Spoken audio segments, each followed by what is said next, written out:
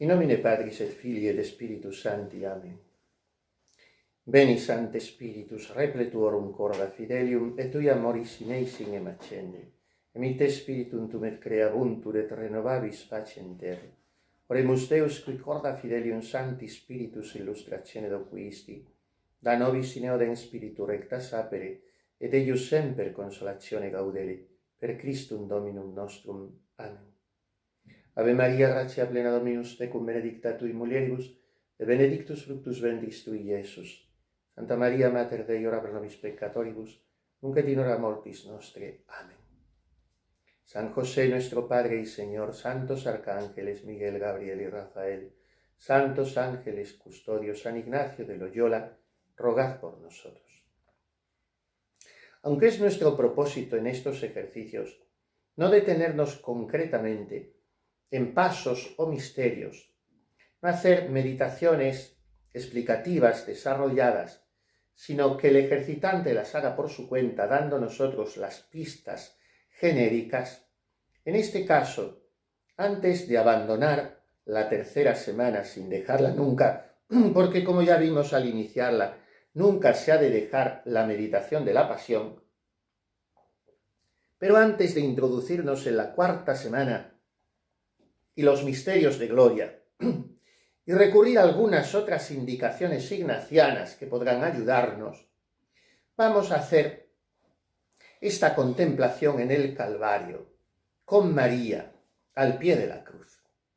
Para esto seguiremos sirviéndonos, como ha sido nuestro intento desde el principio, de este grande y hoy, por desgracia, no muy conocido maestro espiritual, que es el venerable Padre Luis de la Palma de la Compañía de Jesús. Dejando ahora las apoyaturas que él nos ofrece en esa obra magnífica, El Camino Espiritual, comentando los ejercicios espirituales de San Ignacio, su padre fundador, vamos a recurrir a esa otra obra mucho más conocida del Padre La Palma, antes tan leída por los católicos fervientes en la Cuaresma y en la Semana Santa, la historia de la Sagrada Pasión.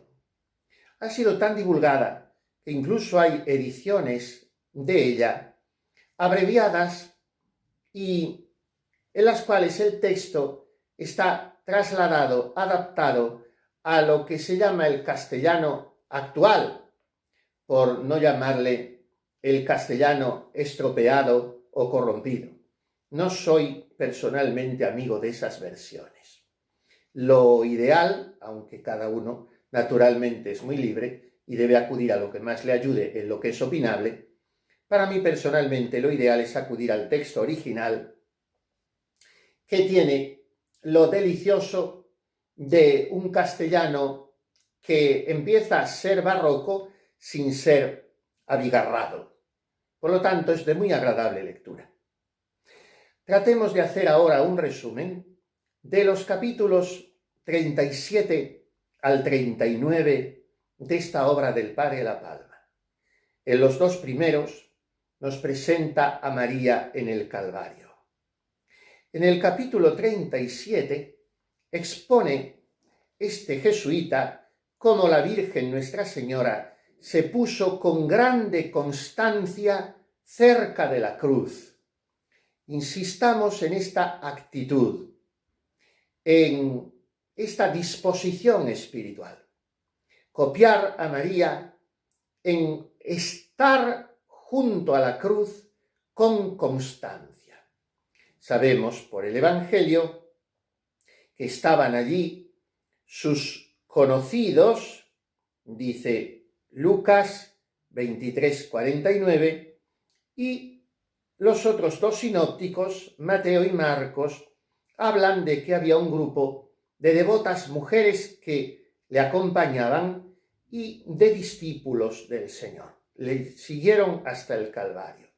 Pero llegados allí, dice Lucas en ese mismo versículo, y Marcos en 15:40, que se pusieron algo lejos, pero en un lugar donde veían todo lo que pasaba, porque no les permitían llegarse más cerca de la cruz. El alboroto del pueblo, el tropel de la gente, el furor, las blasfemias, las descortesías, las voces, las malas palabras.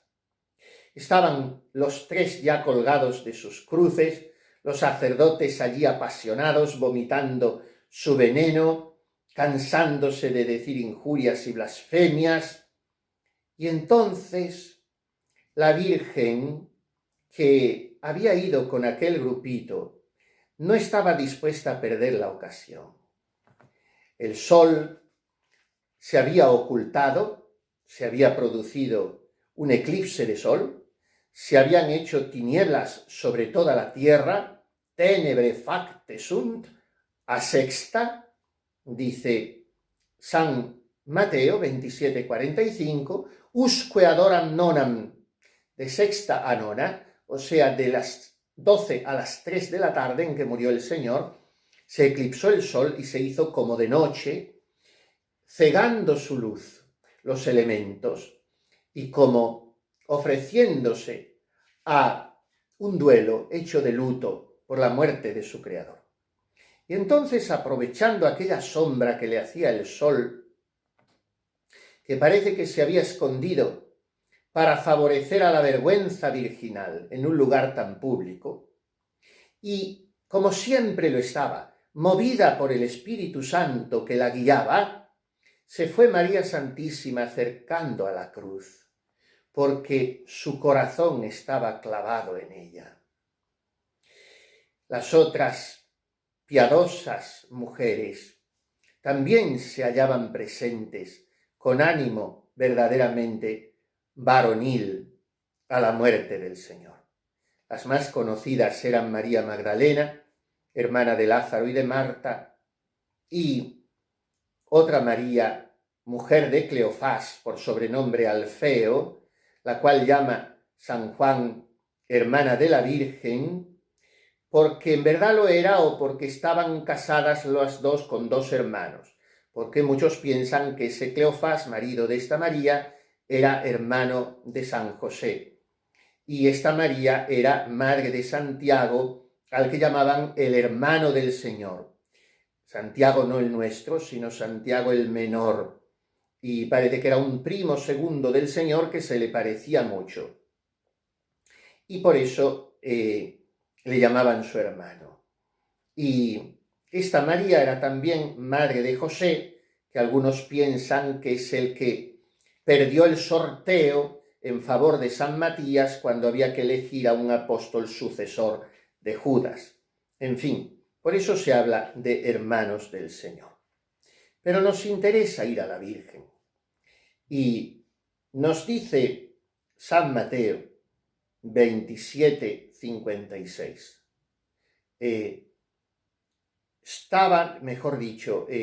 San Mateo nos ha hablado de estas piadosas mujeres.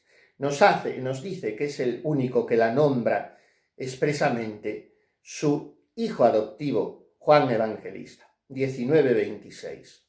Staban tautem justa crucem Jesu mater eius, et soror matris eius María Cleofe et María Magdalena. O sea, estaban allí las tres. Y ese estaban quiere decir que estaban de pie, con una admirable presencia de ánimo, con una estupenda fortaleza, con una maravillosa constancia de la madre, tan parecida a la de su hijo.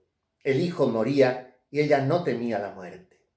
El hijo estaba estirado en la cruz y la madre estaba en pie junto a ella. El hijo padecía y la madre se ofrecía varonilmente para padecer con él, para ser corredentora con el Redentor.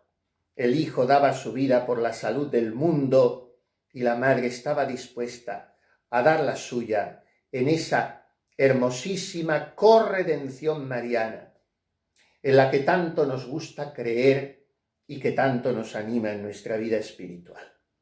El mundo se trastornaba, la tierra se estremecía, las columnas del cielo temblaban y la Virgen sencillamente estaba.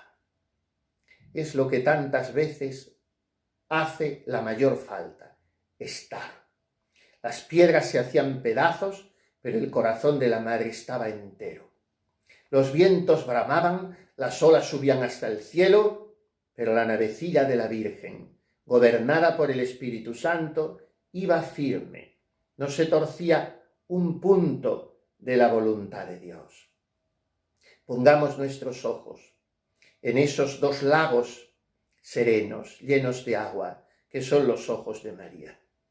Entre lágrimas los alzaba para mirar a su amor crucificado y los bajaba enseguida, porque tanto era el dolor que recibía de verle. Sobre todo la Virgen amaba a su Hijo como a su Dios, como a su Redentor y Santificador. Pero no le amaba con remisión, con tibieza, sino con toda la fuerza que le daba el Espíritu Santo.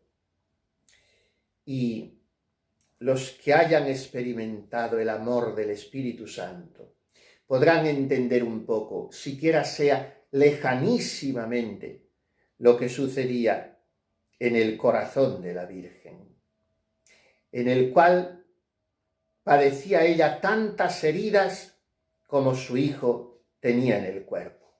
Allí estaba María, cerca de la cruz, en pie, con maravillosa constancia, con admirable entereza. ¿Qué le daba fuerzas? El amor.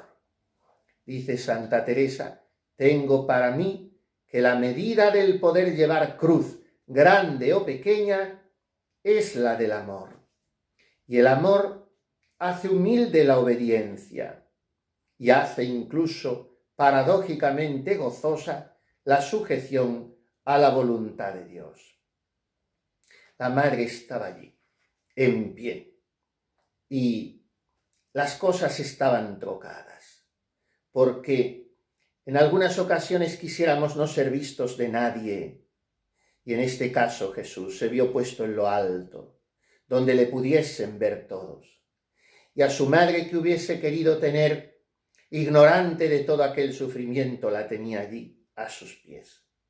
Y el que lloró de ver llorar a la Magdalena por la muerte de su hermano, lloraría también de ver llorar a la Virgen por la muerte de su Hijo, que era Él.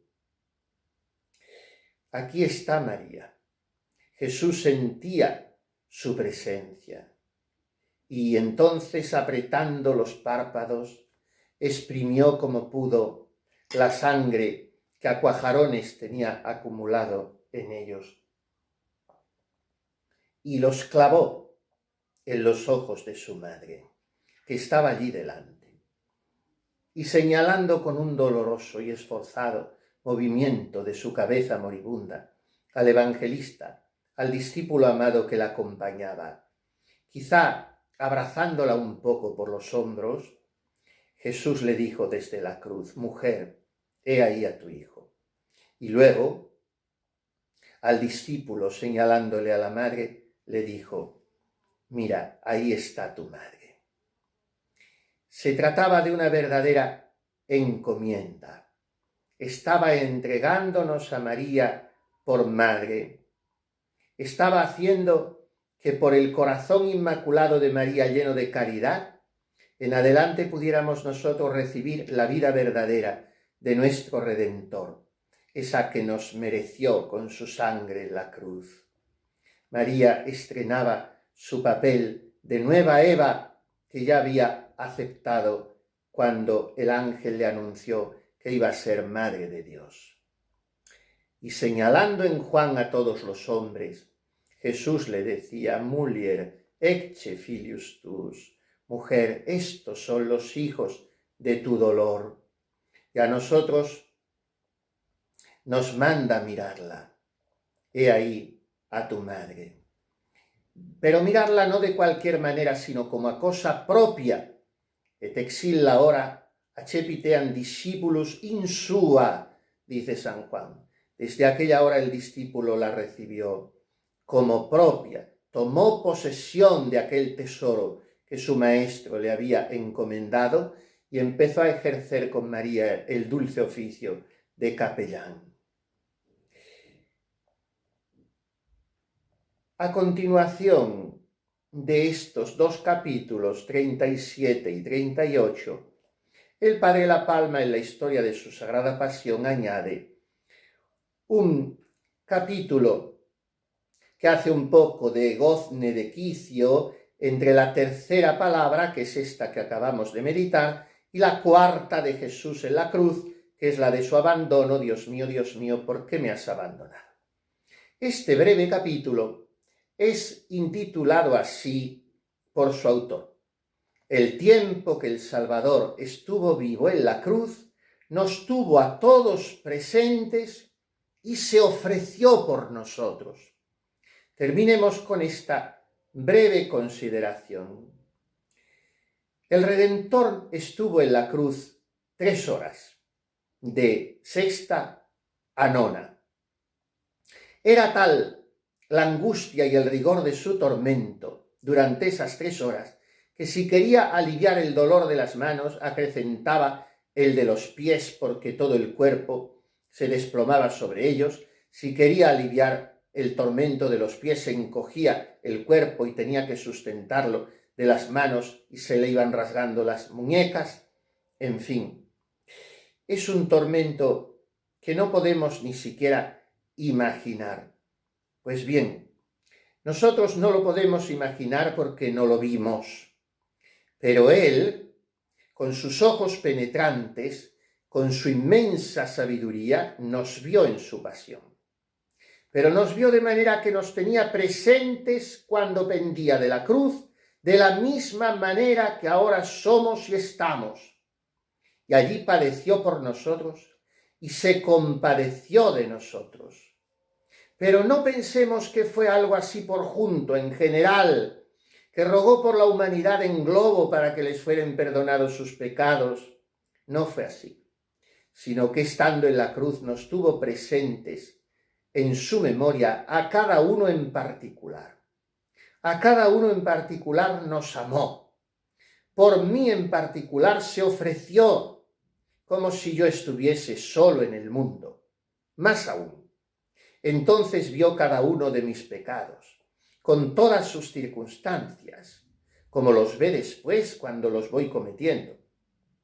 Y esos pecados afligieron su corazón adorable, y él estuvo rogando al Padre y ofreciendo su sangre por mí. Así me hallé yo presente en el Calvario. Y así estuve yo también cerca de la cruz, aunque no con el amor de María y de Juan. Más que cerca de la cruz, estuve en el mismo pecho del Redentor divino, y allí, siendo yo tan gran pecador, me abrazaba él con su inmensa caridad, y con esa caridad inmensa me ofrecía a su eterno Padre como cosa suya, para que al ser parte de sí mismo el Padre me aceptase. Así sucedió la redención. De manera que cuando Jesús mira mis culpas, no puede mirarlas sino a través de su cruz y de su sangre, que es lo que le costaron. Quedémonos hoy con María al pie de la cruz, agradeciendo a Jesús sus llagas, su dolor, su amor, y prometiéndole que no lo vamos a despreciar más.